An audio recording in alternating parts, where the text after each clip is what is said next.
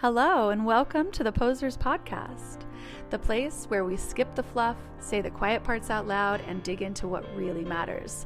This is where photography, psychology, and business collide. I'm Jody, your host, and I'm bringing you my raw takes, hard wins, and a whole lot of unfiltered honesty about what it takes to build a photography business that actually connects and makes money. So ladies, grab your headphones and get your tits up and your ears open because we are going to build something really incredible together. Okay, hello, all of my beautiful posers. Welcome back to the Posers Podcast, where today, especially, we do not do cheap, we do not do basic, and we most definitely do not do affordable. Even if I was in the business of selling feet pics, y'all better believe that I would have my tootsies up there for top dollar, okay? Bunions, be damned. I'm actually kidding. I do not have bunions. But if I did, I'd charge extra because that's simply more to love, in my opinion. My bunion would be an upcharge, okay? It's an add-on. That is extra gravy. And we don't do extra for free around here. It is the one time that I am not locked in with Chick-fil-A because I am not asking you how much extra sauce you want, okay? Today's episode is called Stop Being Affordable. And I need you to lock it in with me today, ladies, because I have been on the phone with so many of you, talking through so many blocks and getting you through money issues. I've been on several one-on-ones getting my dream team put together for the mastermind that is starting in January. And my God, the amount of people pleasing that I hear from you guys on these Zooms is overflowing in your businesses. Today, we are unpacking the exact reason that your prices keep attracting browsers and budgeters instead of the whales that I want you to be nailing, okay? I think that, I know that the reason why this has baffled me is because I was born without the people-pleasing gene. This is a complete shock and surprise because I was born and raised within the Mormon religion. So being sweet, being kind, being gentle, and caring for everyone around you is basically injected into your veins if you were a little girl growing up in the church. I remember my grandma, who was a very, very devout Mormon on my mom's side. Not my dad's side. Do not get this confused with my Grenner. My Grenner, who I idolize and adore. But on my mom's side, my grandma used to tell me all the time, pretty is as pretty does. And this was before the days of Forrest Gump. This is pre-Gump, okay? I was also a kid. I had no idea what pretty is as pretty does even meant.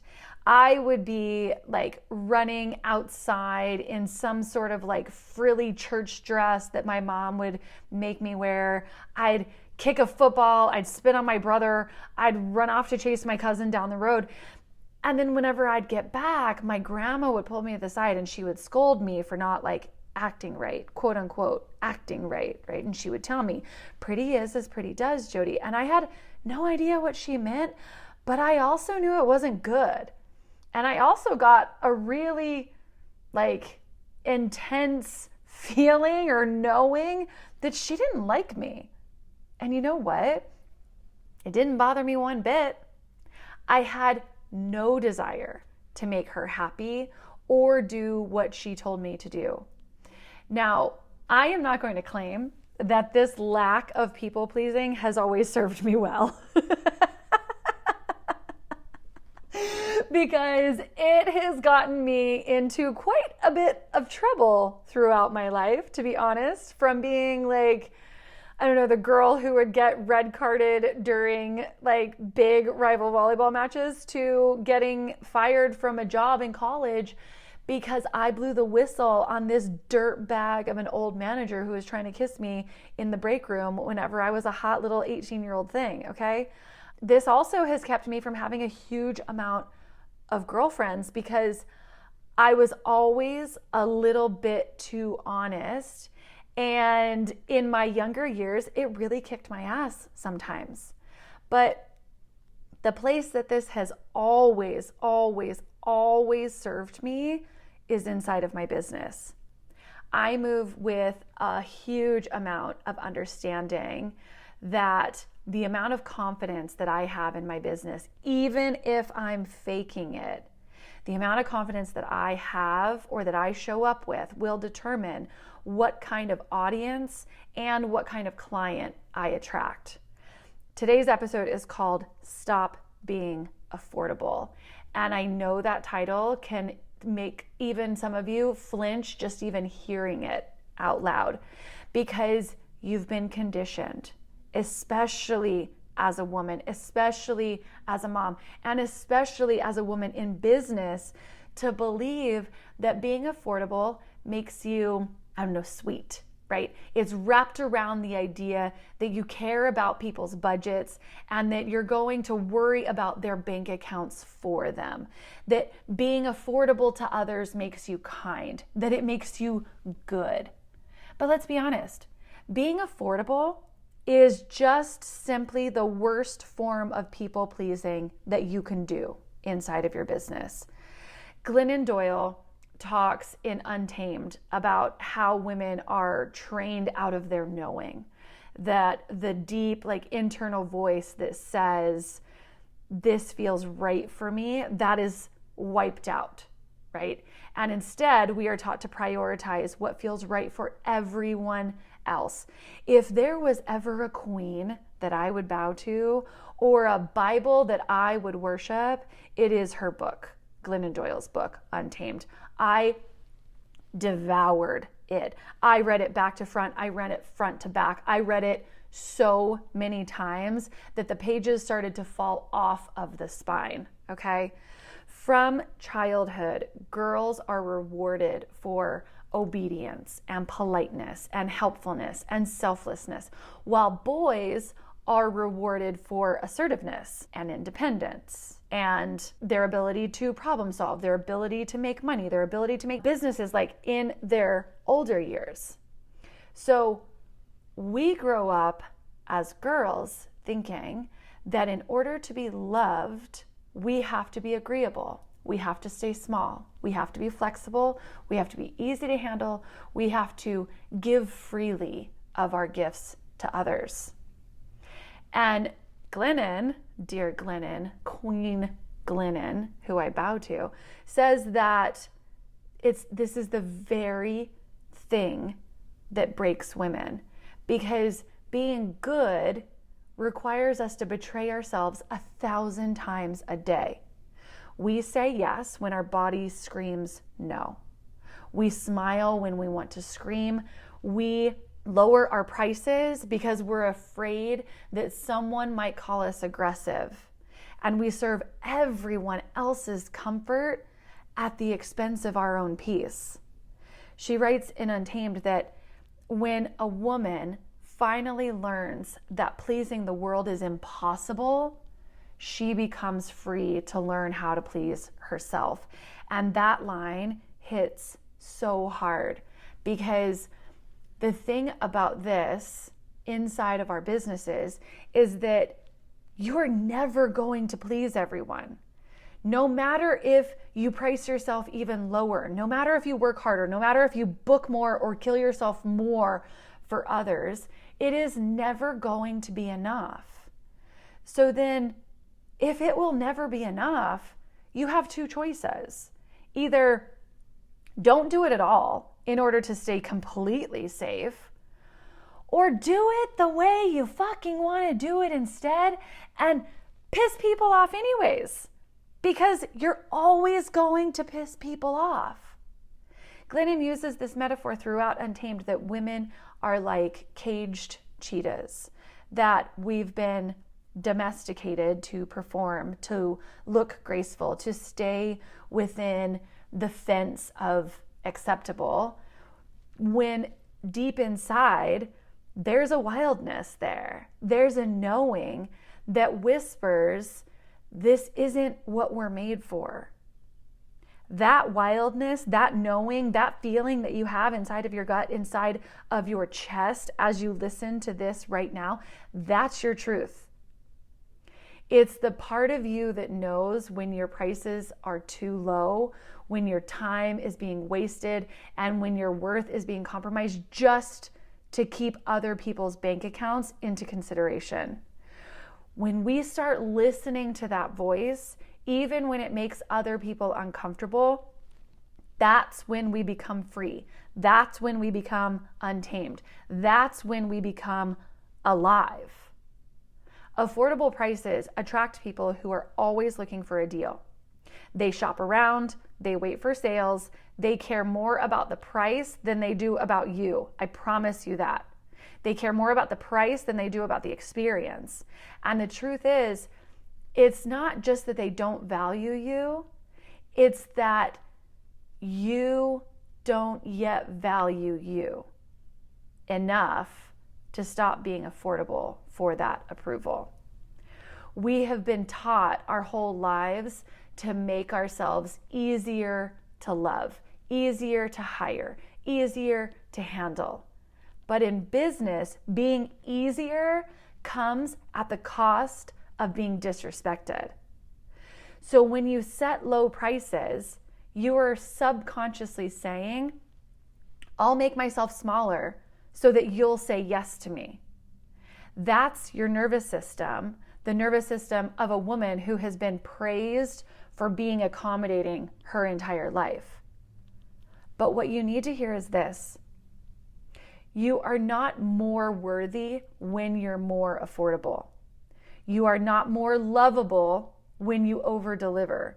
You are not more professional because you say yes to every single request.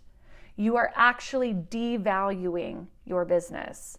You are digging a hole that your business will never be able to climb out of, and you'll run yourself into burnout and resentment. Let's talk about logistics for just 1 second, because you know that my brain does not love math, but I do love logic, okay?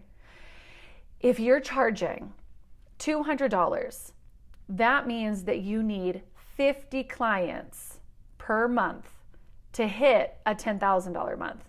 That's 50 onboardings. That's 50 style boards. That's 50 timelines, 50 editing queues, 50 late night emails that are like, can't you just Photoshop that out for me? 50 of those per month when there's only 30 days. I can't even imagine. I can't even wrap my brain around needing to do this kind of work. So you basically have to shoot almost 2 shoots every single day of the month with no days off. That's not including a weekend. Are you kidding me? No, with no days off, just to bring home about $60,000 per year. You've built a treadmill, not a business, okay? Even if you're charging $500 a session, you have to shoot almost every single day. And that's not even getting you close to having a 6-figure business. Now reframe it a minute.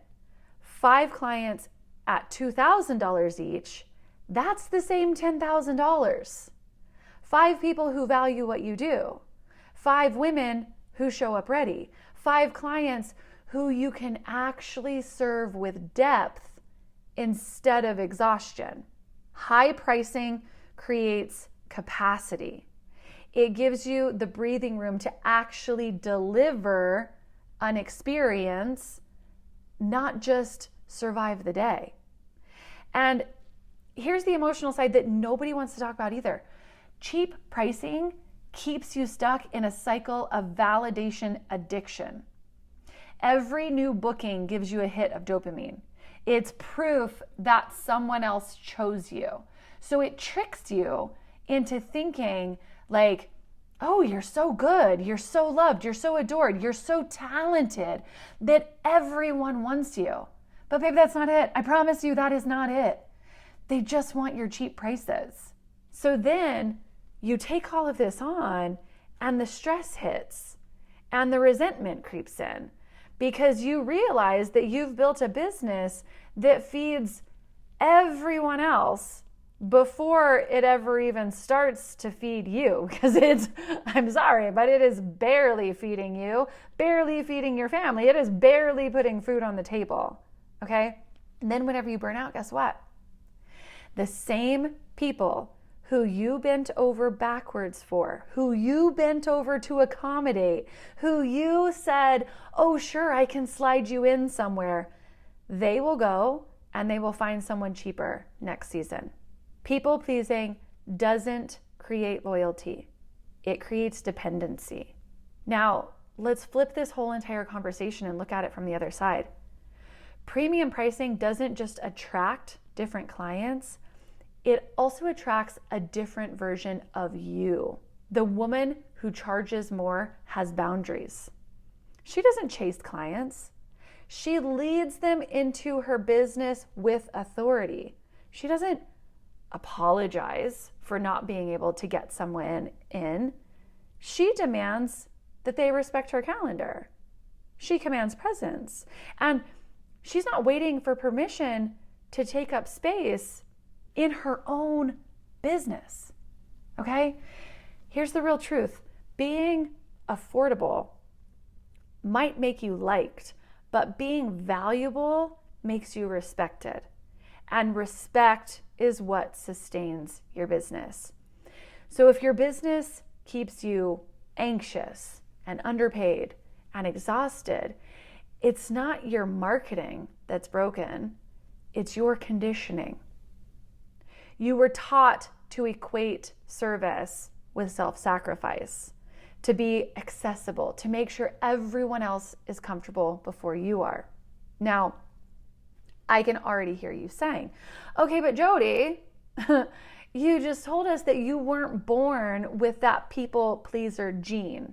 And also, somehow within my religious upbringing, I skipped the conditioning of all of that too. And I hear you saying, okay, but I have that people pleaser gene. Okay, but I was conditioned to be this way whenever I was the little girl. And I can hear you saying, like, you want to raise your prices and you want to move with this kind of authority, but you don't even know how, you don't even know where to start, right? And that is the entire point of this podcast. Not this podcast episode right here today, but this podcast right here, right now, in existence. The whole entire point of the Posers podcast is to not just talk about the fluff, but to actually build. So let's dive into this even further. These are 5 ways that you are people pleasing inside of your business, and it is keeping you stuck at being affordable, and it is making you feel or be trapped inside of the cage of the business that you've created. Okay. Number 1, you confuse kindness with compliance. You think being quote unquote nice means saying yes to everything, every request, every favor, every reschedule, right? I actually had this happen with my assistant just the other day with one of my shoots that had booked for the fall. The client reached out to her, my assistant, to let her know that she was going through a divorce and that she needed to cancel her shoot. Now, in all fairness, this is exactly what I said to my assistant too, is that she is still very relatively new to working with me. We had never handled this before. She didn't know how I wanted this situation handled. We had never discussed it. This had never came up. So I do not think like, oh my God, she handled it incorrectly. She just handled it in the way that she would have handled it, okay? And it wasn't a conversation that we had. And what happened is that her conditioning kicked in. And she sent an email back to the client saying that we absolutely understood and that we would be more than happy to rebook her at a later date, right? But that's not what her contract said. This was very kind, of course. And I would never not be kind in our responses, but it wasn't business oriented. Okay. It did not honor the contract that the client had signed with us. And simply because her husband wasn't part of the dynamic anymore didn't mean that the shoot needed to be canceled. Being compliant and doing what the client wanted doesn't honor my business at all in this situation. And it trained that client to know that they are in control instead of me. But kindness without boundaries isn't kindness. It's fear. You're avoiding the discomfort of saying no. You're scared of a possible conflict, scared of standing up for the contract and the business. True kindness is saying, I care about your experience and I care about my bottom line at the same time. I would have much rather my assistant say that we are so incredibly understanding of her situation, especially given the fact that I have lived through a nasty divorce myself, but also reframe this opportunity to capture her and her daughter at the start of this new journey that they're about to start together. I would have offered for her mom to join them or for their dog to join them, the new version of their family, for that to be captured during their family photo session. Because also, family photo season is never simply for, in my business especially, family photo season is never simply for the families who have the mom and the dad, okay? Number 2, you discount out of guilt and not out of strategy. You tell yourself something like, oh, well, they're such a sweet family, or like, oh, they really deserve these photos, or yeah, she's really been through a lot, so, I want to gift her with this. I get that. I really do. Just this morning, I had a widower in for her proofing session. She had lost her husband, and she's raising their 2 kids on her own, one of which has differing abilities.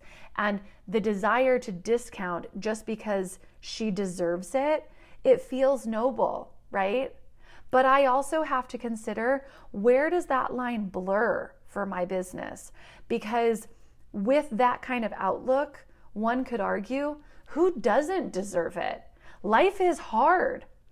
Do we discount for everyone who is having a hard time? This isn't to say that we don't give back or that we don't utilize a promo here or there, but we do it with planning. Just this year, I announced for my 40 over 40 series that I would be gifting one session to a woman so incredibly deserving of the experience, but would never be able to do it on her own. And that's giving back with intention, with planning, and with boundaries. Because also, the truth is, you are deserving. You are deserving to make enough money too.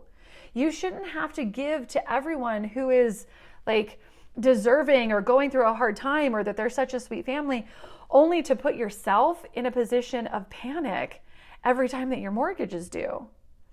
Discounting for everyone isn't compassion. It isn't noble. It's self-abandonment. You can love your clients deeply and still charge them fairly. In fact, that's how they'll actually respect you. Number 3, you let indecision lead your pricing. You post something like, DM me for pricing, because you don't want to scare anybody away by putting your pricing out onto the internet, okay? You keep 3 versions of your price list because you're constantly adjusting it based on what you think people can afford. But confused buyers don't buy.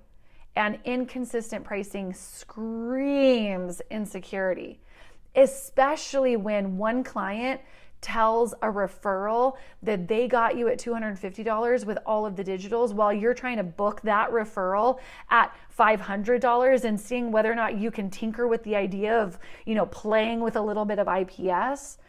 If you're always tweaking your prices, then you're teaching your audience that your value is negotiable, okay? Name your price. Stand behind it. Let the people who can't afford you go to someone else. I promise you that there will be more inquiries. Well, I promise you that there will be more inquiries if you're marketing yourself correctly and showing up with authority and consistency, but that's a whole different podcast, okay? Number 4, you over-deliver to earn validation. You give triple the time, double the edits, endless communication, and you want to call that like good service, good customer service. Or you claim that you just can't reduce the number of images because you love them all. And your clients know that you'll give them all to them. So they're expecting it. And if you stop doing that now, then they'll leave you. My God, let them leave. Okay? You're running a sweatshop disguised as loyalty.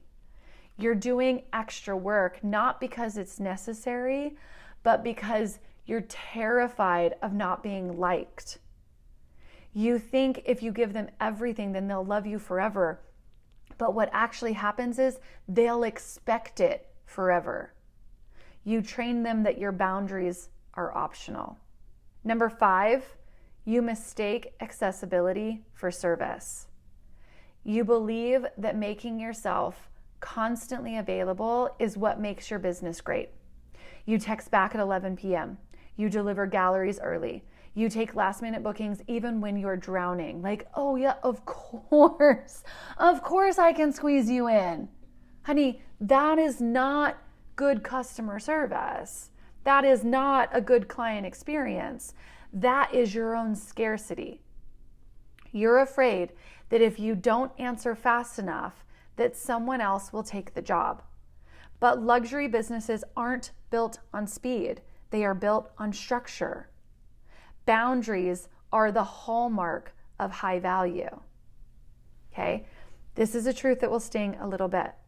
People pleasing feels safe because it keeps everyone happy in the short term. But it's killing you in the long term.